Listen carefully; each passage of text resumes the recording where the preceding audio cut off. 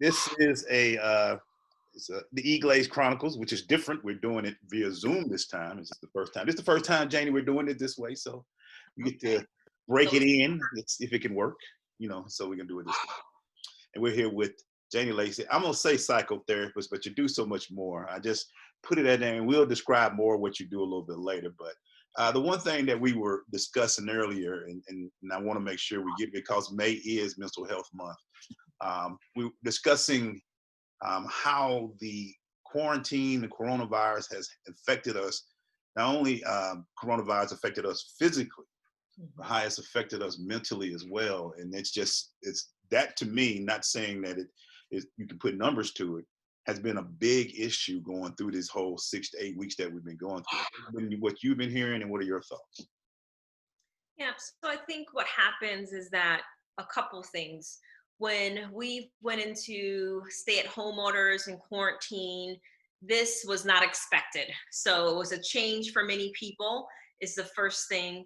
And then a lot of people's norm were just disrupted, and it's not expected. No one anticipated it. So having to go through that change, having to do things, and have to worry and anxiety, right? People are losing their jobs, worried about if we're going to get sick, or if someone coughed or sneezed in public, just the anxiety, just all of this stuff of what we were not normally used to have now become a heightened sense.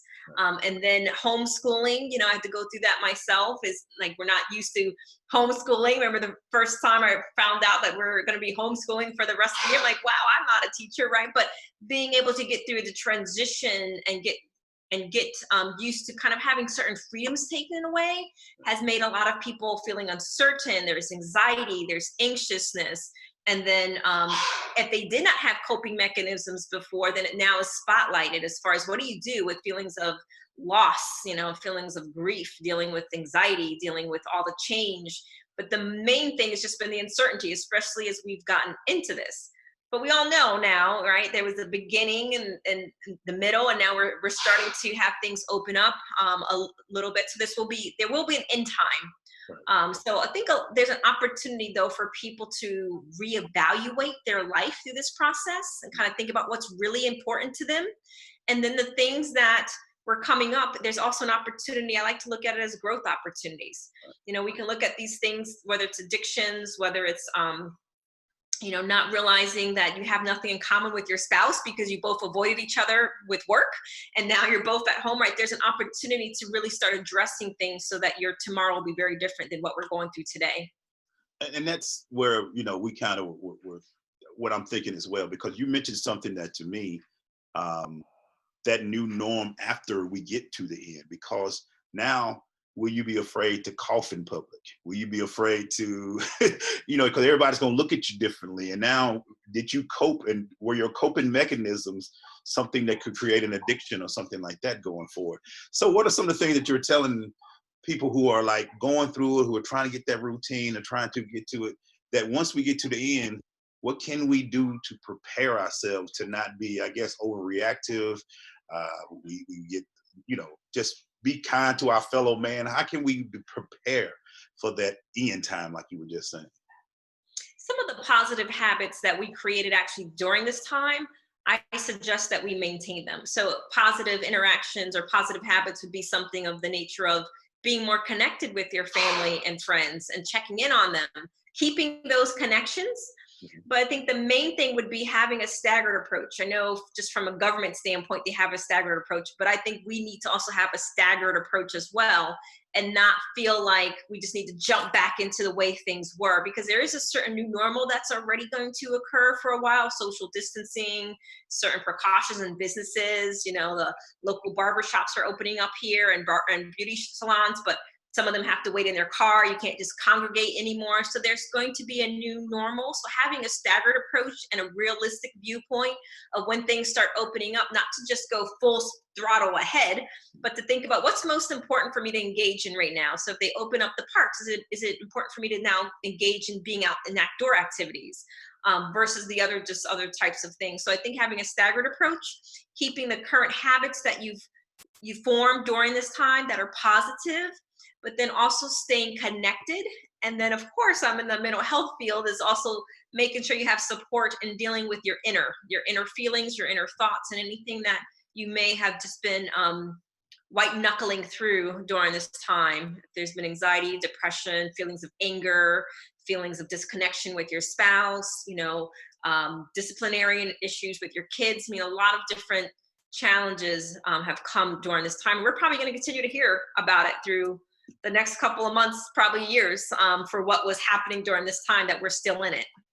I know this is Mental Health Month. This is May, and we're moving forward and getting ready for that. But mental health, I don't know if I think it's beginning to get the attention. I don't think it is that it should be, especially for people like African-American men and people like that, of understanding there's a thing going around that silence the shame, which is a big thing going around now about mental health. But are we really, in your opinion, and you've been doing this for a few years now, focusing and paying attention to our mental health the way we should be? Because it's so important that we do. I think there's still, especially as you mentioned, around our African-American community, I think there's still a stigma around what it means to deal with your mental health. And most people, right, there's generational trauma, there's generational beliefs. As I look at, my parents and their parents, there was no such thing as even mental health in that context. And it's like, you just take it to God, and why would you go talk to strangers? And it's a spiritual issue versus a mental issue. So I think we have to get past some of those stigmas and some of those faulty belief systems, because we all have shame around it. And then we're surprised when we're picking up the newspaper, or we're hearing about our cousin Johnny who tried to kill himself, right? Because as a collective community, we need to come together and not shame people and not make them think and dismissive of their qualities, and become safer. And I think the best thing that we can do, especially in the African-American community, is start with our families, and especially those of us that have children, is create a safe place where they can come and talk about their feelings. But what happens if parents don't have the tools? We only can work with the tools that are in our shed. So if they don't have the tools to be able to hold capacity for their children or for their friend, then we're either going to dismiss it, or we're going to be minimizing of it, or our children are going to feel we don't even have to say anything. They're going to feel like, I can't go to dad because, dad doesn't talk about his feelings. And when I do talk to dad about his feelings, he's going to minimize it and tell me, oh, you're going to be okay. All right. So then that's how we subtly pass on the same generational trauma of which we come from, even though it may look different. Because if I can't sit and hear my son's feelings, that means that I'm not comfortable with my feelings. Because it's what we call holding space. So we should be able to hold space for our children, for our friends, without judging them, without trying to change their reality, without minimizing or denying what they feel, because what they feel is their reality. But the reason why we do that collectively, culturally, is because we're not comfortable with our own. So sometimes we can mask that with many being tough, or, especially with Black men, is, you get these messages that it's you are a wuss for crying, or, I'm going to give you something to cry about when you're young, because your dad or the men in your family, that's how they learned, just to be tough and stuff it up. But then there's high rates of depression in our Black male community, high rates of anxiety, high rates of emotionally unavailability in marital relationships. All of these things are byproducts of that mental health stigmatization. So the first thing is just starting with some of the basics of just being self-aware of what's been passed down generational, right? So going back to the slave mentality of oppression, how has that slowly still been intertwined into our mindset today? Right? Because even with the things that have happened in your state recently, right, these things bring up all this anger and bring up all of these other things. That's an opportunity for us to grow collectively and think about, what is this bringing up inside of me, right? And then really focusing on processing that appropriately, so that we can actually be really effective in changing and using our voice appropriately, versus creating more trauma for ourselves. You bring up a great point, because I, over the last 2 weeks, have heard about 3 or 4 suicides that I've heard of. And now you're talking about what we got going on with the young fellow who was murdered in the city of Brunswick, Georgia. You keep seeing these things and hearing these things, and you know that this mentally has something or doing something to our psyche. what can we do? I mean, you were just mentioning being open with your family, which is a big thing, because a lot of us do kind of clamor, oh, you'll be all right, don't cry, there's no room for it. But we are seeing more and more, and I don't know if it's just more because we hear it more or we're seeing it more, that these issues are real. And like you said, it's not all physical, it's all not all this. Mental health is a serious issue that needs to be taken. So what are some of the things, I know you've already mentioned some, but how do we get together and move forward so we can stop, or not stop, but help out each other more when it comes to our mental health issues? I think the first thing is doing exactly what you and I are doing right now, and that's starting a conversation. Because especially for you as a Black male, when people see a Black male who is talking about these issues, it creates self-awareness. Then there's going to be a trickle effect, and other people get curious and they want to talk about it. So we can't address and we can't heal from things that we're not willing to deal with. And in order to deal with it, we first have to have a conversation and recognize mental health is not a white thing. It's a human thing. It's a human thing. We all suffer from it. We all have different outpours from it. And if we all, God has made us, right? So coming from a spiritual standpoint, spirituality is the core of who we are, but there's an outspring of the mental, of the physical, of the emotional. So he puts people in places in our lives in order for us to really fulfill our calling. Because when you look at, from a business standpoint, the most successful, CEOs, Elon Musk, or whoever we want to look at, Oprah Winfrey, are people who are emotionally intelligent. They're able to be in tune to their emotions. They're able to know what they feel. They have high level of self-awareness. So when I'm speaking to people who have a stigma around mental health, as I bring in the positive role models of people who we're all watching and we listen to, we're buying their products, and these people have high emotional intelligence. So their depression will be lower, their anxiety will be lower, because they're able to identify what they feel, ask for the appropriate help. And I give the analogies, if your wife was on the side of the road and she got hit by her car, God forbid, and her leg was broken, you're going to be right there, holding her and being right by her side. So it's the same thing that we need to do for our family and friends mentally. Just because we don't see, the broken leg, it's an invisible injury. So how do we treat them, right? If someone has a brain injury and a tumor, and they have to go to the doctor and have repetitive, examinations going to the doctor, we're not going to tell them, just pray about it. Right. I know some people do, right? But we're like, well, God has given us doctors and nurses to help us through the process, and let's not be fools about this.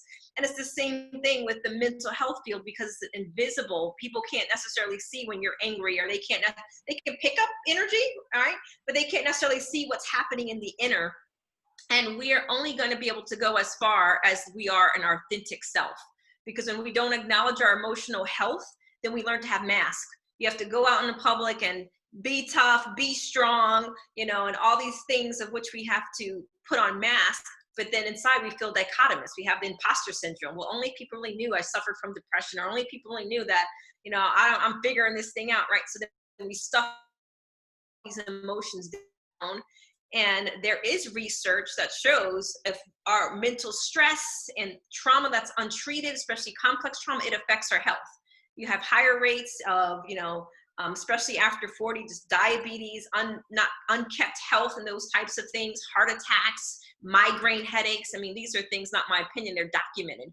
So it goes way beyond, that I'm a weak person if I'm talking about my sad feelings, or I'm a weak person if I talk about, how I feel like I'm not where I want to be in life, those types of things. So creating safe places, starting the conversation, and being mindful of our language if people are sharing with us, to not minimize, not deny, have curiosity around that, so that we can reduce the shame as a culture, and starting right with our environment, so that we can continue to open the conversations.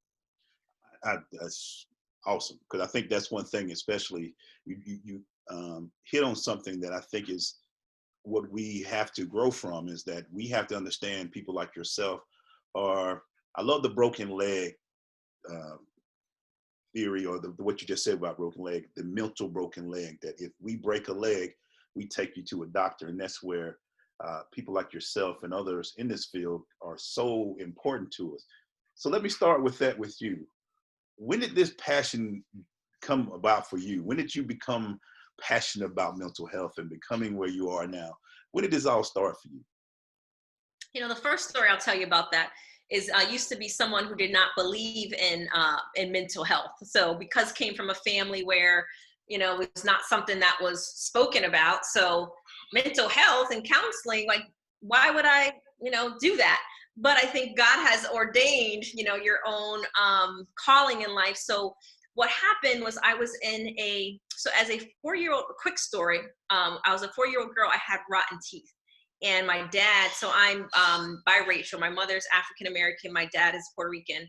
And my dad did not speak good English. So here I am going to school, had rotten teeth, you know, not speaking good English, and all those types of things. So speed ahead, I was in the undergrad program at the University of Central Florida, and I signed up for a program called the Leadership Enhancement Program for women and minorities that would have at that time a disadvantage in corporate world. So, and I didn't have you had to have at least a bachelor's or a master's degree, and I did not have either one of them. But I said, you know what, I'm gonna apply anyway. So make a long story short, Dr. Valerie King, who ran that program, she's no longer alive, had given me a chance.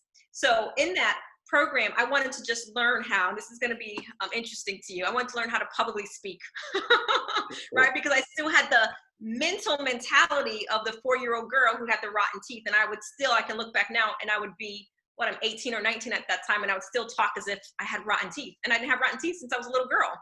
But you see how that left a mental scar on me. So then what Dr. King did is paired me up with a mental health counselor who was in the program with me.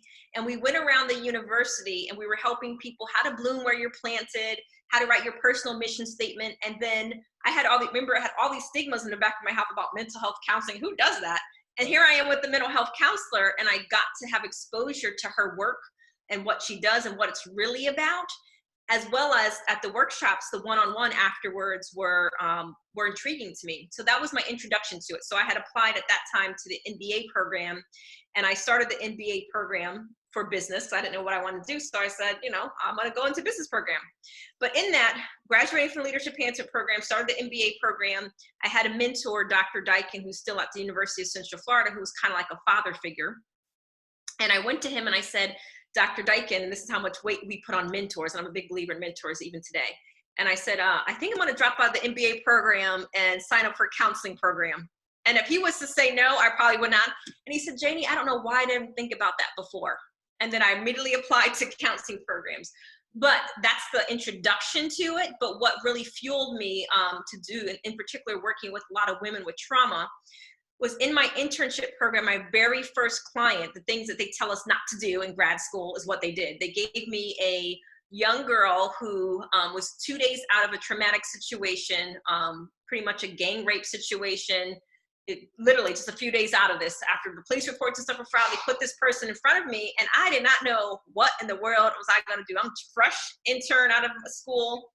But to make a long story short, through that experience, who, now this is 15 years later, this girl is still someone who still keeps in touch with me. So I realized that the most important thing in that situation was compassion and empathy and being present with someone. So just giving her something of which I would have wanted if that was me. And then to really fuel the passion is that my Women Redeemed program is built off of the legacy of my sister. When I was 10 years old, she was 19, and she was murdered by the father of two of her children. So domestic violence and toxic relationships has been in my family system, and she's not here. Her life was cut short, 19 years old, was strangled in front of two of her children. And the legacy that was left, her oldest son, who at that time was 6 years old, who witnessed her murder, has since passed when he was 27 from a drug overdose. So I see how this in my own family, trauma, secrecy and feeling shame and not dealing with our mental health, how that passes on through generation. So through my own family legacy, it's become a passion to not let other people suffer in silence. I wish there were people, especially growing up, that our family believed in mental health and getting help and getting the resources that we needed. We probably would have a different path in life for many of the people who are no longer with us in our own family. So Women Redeemed in particular is a passion for me. So I work with a lot of women that come through that program. We have a 12-week program We're actually in one right now, so it's my first time putting it on a Zoom platform. And then we have a weekend that's coming up in August, and we do not only focus on our mind, but we have to focus on our heart and our body, because our body keeps the score. So if we don't necessarily have memories of trauma, our body does, you know. So when you feel anxious or you feel a threat, you feel it in your body. It's just not your mind. So we have a holistic approach to help women heal so they can change their legacy in their generation. So it's my short, long answer to my passion. But the best thing about doing the work that I do is when I see the light bulb moments, or when I get, recently I had a card from a woman who I work with who was in a toxic relationship for 20 years, abusive relationship, ended up having to leave that relationship. And make a long story short, she's now remarried. She never would thought that she would have found the husband that she would have found, and really being able to fulfill God's calling through that relationship with where she's been. So those moments give me life, to be able to see the light bulb moments or life-changing situations that people work with. But I work with high conflict cases. I work with addictions. So what we call process addictions, sex addiction, love addiction, high conflict, domestic violence situations, because that's what I was birthed out of. So that's where the passion comes from. How do you balance that? I mean, you tell your story, and it's phenomenal to where you've gotten and what you've done. But with the tragedies that have been a part of your life, how do you balance being able to take care of yourself, one, be a mother, be all of that, and also take care of other people? A lot of people say that's a lot of burden to take for someone, but you're able to do it, and you do it successfully. How are you able to balance that and to support and also mentor these women to do that when you've had the issues? Like you said, the 4-year-old story is pretty awesome, because I know I think about stuff that when I was a kid, like I still to the day, like, oh, wait a minute, I remember this scar or something like that, or something like that. But how are you personally able to balance all of that with what you dealt with, what you hear and what you see and what you're doing currently? How do you balance all that? Well, I would not be able to balance it if I didn't do a few things myself. For one is doing my own work, right? So I've been in therapy, I've been in intensives, going through, a divorce, which I've never thought I would go through a divorce, and having a 10-month-old child at that time. So dealing with my own stuff was foundational, right? So I speak openly about my own stuff, because that's how you help people, is realize that, not only from a educational standpoint, but I've walked these paths myself, is the first thing. And then the second thing is having a good balance of life, is taking care of myself, is doing the things that I enjoy, having healthy friendships, having healthy, things that I pour into. And part of that is I believe in having mentors and my own therapist today. So I have a therapist, I have a coach, I have a business coach, I have a thought leadership coach, right? So I have a team of people who hold me accountable, because I feel like that's healthy, because changing ourselves and changing not only, I believe all of us, especially those that are of us that have a growth mindset and that are self-aware, we're also changing our family legacy. It's a lot to carry on your shoulders. So that means you have to have awareness of what you're drawn to and why you're drawn to it, because when we're drawn to familiar, it's probably because it's familiar, right? So we have to constantly have awareness, and I believe in accountability, because it is difficult. I'm walking in the valley with many people, walking in the dark valley to get them to the mountaintop. So it's what we call vicarious trauma that therapists are very susceptible to, is that I'm not going through the trauma, but the very fact that I'm walking this with you, and I'm hearing it and I'm seeing it, and I'm with you in this emotional space, I have to have enough capacity to hold you as you're going through it and not hurt myself. So there's a constantly me making sure that I do take care of myself, and I do talk through things that trigger me. Because there are a few clients through the past that have triggered me personally, and a lot of it reminds me of my own trauma and my own family of origin. Helping a woman develop a safety plan to get out of a very dangerous situation, and her not showing up for her appointment. And then I'm getting a call that she was stabbed 30 times and she had a baby in her stomach, and having to go see her at the hospital. Those things were very traumatic to me, right? Because then in my mind as a therapist, I'm thinking, well, was I advising her wrong? Was there something I should have done? And you kind of take on some of those burdens that are not yours.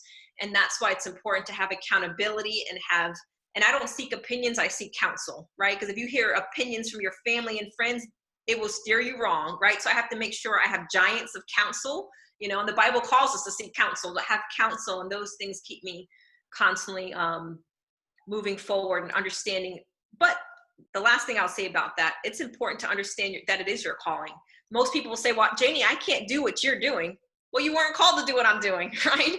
Yes. So, I feel like as I put the pieces together in my life, everything lined up for me to be exactly where I'm at today. And that is to hold space for other people and to create safety, to help them change their family legacies, to help them deal with their trauma, to help them have healthy relationships. And I have to be enough. And if anyone ever tells you they're perfect, run, right? So I'm not perfect. There's things in me that's still healing and I'm still on the journey, but I have to be far enough away from where my clients are to be helpful. Wow, that's awesome. And then it brings me to the next thing, because not only do you you're a psychotherapist, but I'm seeing you in the media a lot. You're doing your media work, and now you're a public speaker and all of that. How important has that been to not only just get your story out, but to help others as well? Because if I'm not mistaken, you have a few shows coming out, if I'm not mistaken. I saw the clip. But how important is that for you to now be able to get the message out a little bit more? Because you can help one person at a time, but if you can maybe get your voice out there to help more, how important is that for you to be able to do that? I think it's pivotal, exactly from what you just said. There are people that will not step into a counselor's office, but they will go to an event. So by being a public speaker on an event, or somebody, or being on a television figure, people turn on the television and people will go to events, and they may never step into a therapist's office. But when I stand on a stage and I'm speaking from a professional standpoint, but I'm speaking where you can relate to me, then there's a little curiosity. And through the years, I realized that's where I also feel called to be, because that's where people will now send me an email, or they'll slip me a card afterwards, and they have curiosity about treatment and trauma, and especially because I look like them, especially if they're Black or they're Latin, then they're okay. Here's someone who's professional, but I also used to speak a lot in churches, right? So I used to speak in churches where my trauma would come from, and you spiritualize everything. You don't talk about the depression or schizophrenia, because that's of the devil, right? So then you go, in these places, and then I'm talking not only from a research space, but from a reality place. And this is how this can help your situation, versus suffering in silence and just praying away that my tire is just going to now get air when it's flat, when God's giving you AAA, right? So I think there are many opportunities by using this platform to destigmatize mental health, to be relatable to people, because that's a strength of mine. I'm an extrovert, so people find that I'll be relatable. If they don't know me, they may not think so, but I talk openly about things I've gone through and things that people can relate to in particular. So using your platform to be able to speak to those, it's not about me, but to speak to those who are going to have an ear to hear, there's an opportunity for healing. And if there's one person that has an opportunity healing in my mind, then I'm also helping a family have opportunity for healing, and that potentially can trickle down. Wow, the butterfly effect. I like that. That's very strong. One thing that I've ever since we've been social media following each other, is the relationship you have with your son, and making sure that because one thing I do believe is it is a generational thing. And we have to be able to, and I feel like our generation has to be able to make it easier for the next generation to, I don't want to say break the stigma, but to allow them to grow in a different way than what we maybe went through, and some of the things that we saw. How important has it been, motherhood, for you and the relationship, not only helping your son grow, but helping you grow as well? I think my son has been pivotal in helping me grow and helping me actually break legacy, right? So growing up in my own family structure, codependency and addictions was real. So then here I was repeating the same dynamic, having addictions and being a codependent and thinking that this is what I signed up for, right? So it's actually my child is the one that actually made me see something different. But one of the things that I'm doing in raising a young man who will be a king one day is I'm teaching him exactly what we're talking about: how to express your emotions, how to give language to your emotions. And two things that I teach him that are his superpowers for men in particular, because right, I work with sex and love addiction, is the ability to wait and the ability to control yourself, right? You're allowed to have emotions, but being able to control your emotions and not letting these things control you, and the ability to wait and not be impulsive and compulsive, I feel like will set him up to have a foundation of success. So I talk to him now about that being a superpower when there's moments of, out of controlness. Because on the other hand, I'm a certified sex addiction therapist. So I work with a lot of men and women who have trauma from their history or were taught to push down their emotions and now struggle with process addictions, whether it's compulsive masturbation, pornography, compulsively cheating on their wife, or whatever it may be. And there's a need to be seen, right? Because if we grow up, I have 8 sisters. So if you grow up in a family where you weren't seen and you weren't heard, those experiences live with us as an adult, no matter how old we are. If we have the imposter syndrome, or we don't feel good enough, we don't feel important enough, or if we were a child who was not pretty or was not handsome, and we carry those insecurities and those inferiorities with us as an adult. So as a parent, trying to do continuously learning, not only me growing, but learning what's going to be important as his development as he continues to develop as a young man, so he can be secure, self-assured, and set him up for success with emotional intelligence and being able to have a voice and stick up for himself. And all of those types of things, I think, are foundational to what I feel like I didn't get. And then working with men that have struggles with addiction issues, not having a voice or being overly, there's another problem with young men, is sometimes being overly connected and identify with their mom, right? So we look at, from a heterosexual mom-dad standpoint, it's actually dad's job to pull the son away from the mom at some point, and the mom to stop cuddling him and keeping him needing her, right? So that's why there's a balance there. There's a developmental balance that naturally needs to happen. So because some men that overly identify with their mom, they don't know how to leave and cleave and be with their own family, right? So there's lots of generational things that occur. So I keep that in my mind as I'm raising a young man, is that, and I have great co-parenting relationship with his father, thank the Lord, right? So, to making sure there's a constant balance, and that of course I want to keep him as a baby, but he can't be a baby. Right. So, and again, this is awesome. I'm glad we're able to do this, but I know you have a lot of great projects coming up, and I want to we should make sure we get those out there. Can you tell us what you have? I know you have your office down in Florida, but you also, like I said, some media opportunities that you're creating, you're putting out there. Tell us a little bit about what all the projects you have going. Yep. So, right, we have a full counseling center in Orlando. We have 8 therapists. Everyone specializes in different areas. And I'm also on the faculty out of Phoenix, Arizona, of the International Institute of Trauma and Addictive Professionals. I train other professionals how to work with women in trauma. And then I have a current podcast, Life Unscripted, where we interview celebrities on their breakdown to breakthrough. Because a lot of times we can watch people and we can see their success, but we don't understand how they got there. And most people have got led there from a place of hurt, from a place of brokenness. So we have that going on. And then currently I have a couple of groups that continuously run. One is Women Redeem. That's for women that have a history of toxic relationships. And then we have our Women Redeem Retreat. That's at the end of August. And then I have a group called Safe Haven. This is a group for women that are partners of primarily sex addicts or people that have had repetitively relational trauma in their relationship. And then at the end of June, I'm having another show coming out called Let's Talk About It with Dr. Janie. So stay tuned for that. I'm looking forward to sharing that with everyone.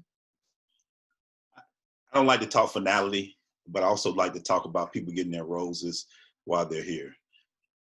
What do you want the brand or the legacy of Janie Lacy to be when people talk about Janie Lacy? I love to talk about that. What do you want when they say your name and they talk about the work that you've done? What do you want that Janie Lacy to stand for?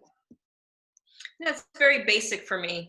I want anyone that has worked with me, that has come into my presence, that there is something better or something enlightened because I was in their presence. And that's it. Very basic.